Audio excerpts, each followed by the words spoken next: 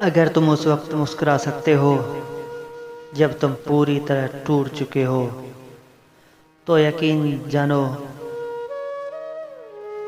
یقین جانو کہ دنیا میں تمہیں کبھی کوئی توڑ نہیں سکتا۔ یہ کیسا دور ہے، یہاں کوئی اپنے دکھ سے اتنا دکھی نہیں جتنا دوسرے کے سکھ سے دکھی ہے۔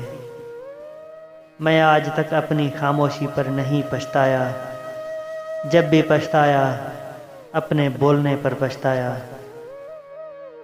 تو اللہ کی راہ میں مستحق کو بھی دے اور اس کو بھی دے جو مستحق نہیں۔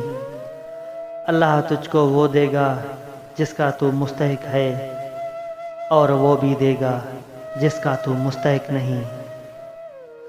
جسے دیکھو اسے اپنے سے بہتر سمجھو، اگرچہ تم اطاعت گزار ہو اور وہ گناہ گار ہو سکتا ہے یہ تمہاری آخری اطاعت اور اس کا آخری گناہ ہو۔ بانٹنے کی عادت ڈالیے، جذبے بھی، چیزیں بھی، خوشیاں بھی۔ میری محفوظ ترین پناہ گاہ میری ماں کی آغوش ہے۔ دنیا میں ماں سے زیادہ ہمدرد ہستی کوئی ہے ہی نہیں۔ زندگی گزر گئی سب کو خوش کرنے میں، جو خوش ہوئے وہ اپنے نہ تھے، جو اپنے تھے وہ کبھی خوش نہ ہوئے۔ ماں باپ کی دوائی کی پرچی اکثر کھو جاتی ہے، لیکن لوگ وصیت کے کاغذات بہت سنبھال کر رکھتے ہیں۔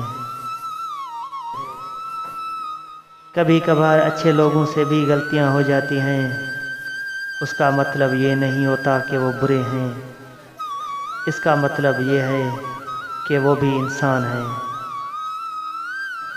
شیشہ اور رشتہ دونوں نازک ہوتے ہیں، مگر ان میں ایک فرق ضرور ہوتا ہے کہ شیشہ غلطی سے ٹوٹتا ہے اور رشتہ غلط فہمی سے۔